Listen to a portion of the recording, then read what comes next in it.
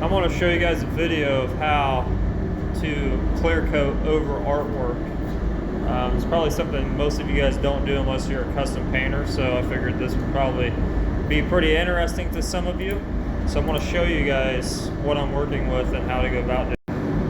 So we have this engine cover from a 70s Dodge van that I did artwork on. The cover itself was already painted and clear coated, and I've already clear coated over it once, so it's already locked down and everything, but we're going to be acting like there's nothing on this yet, like it's been sanded and prepped, and I just did the artwork on it. The artwork's fresh, so I'm going to walk you guys through how to go about doing and clear coating some of this really layered stuff that has edges and things like that.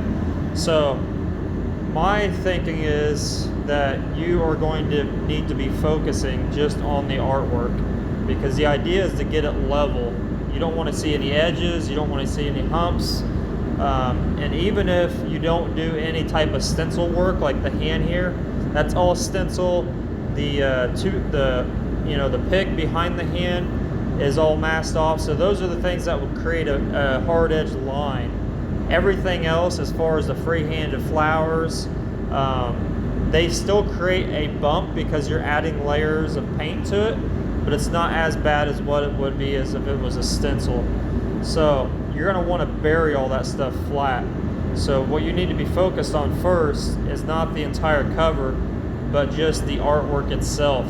So the first coat of clear needs to be tacked on very, very lightly, like so light that it's just missed it on. And I'm going to show you guys here in 1 second.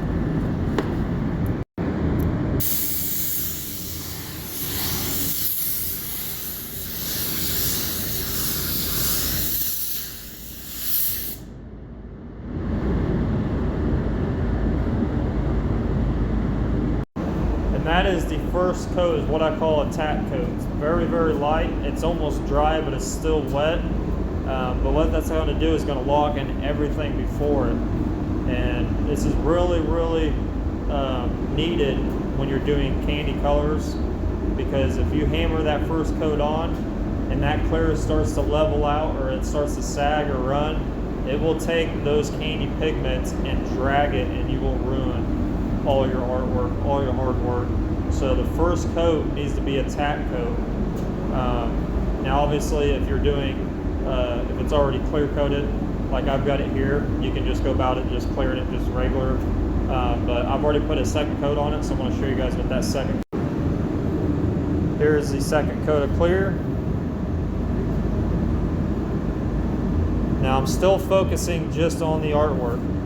I will usually go about putting 3 or 4 coats on just the artwork part to level everything out, and then what I'll do is actually do 2 or 3 more on the entire panel, so that artwork will get leveled out completely by the time I clear coat the artwork and then clear coat the rest of the panel or whatever I'm painting. So that is the key. You want to try to level everything out.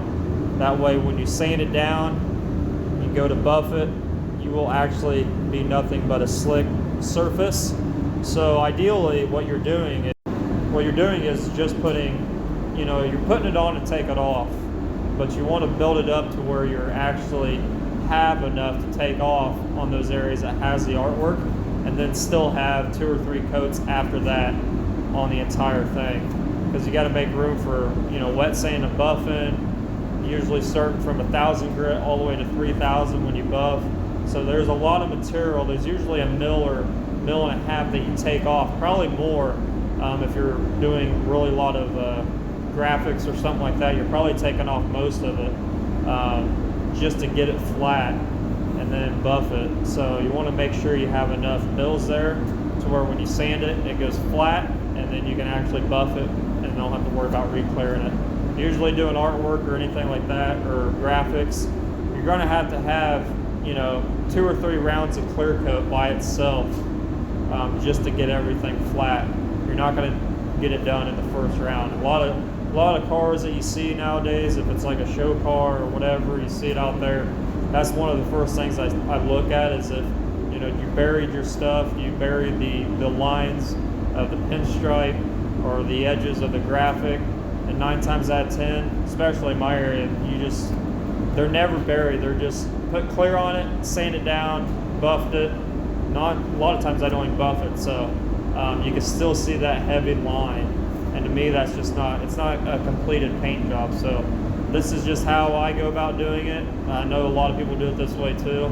So you always want to focus on the artwork part first and clear the rest of it afterwards. And then yeah, just make sure your first coat is a tack coat. That's the most important, to get everything locked in, let it flash off, and then you're good to go after that.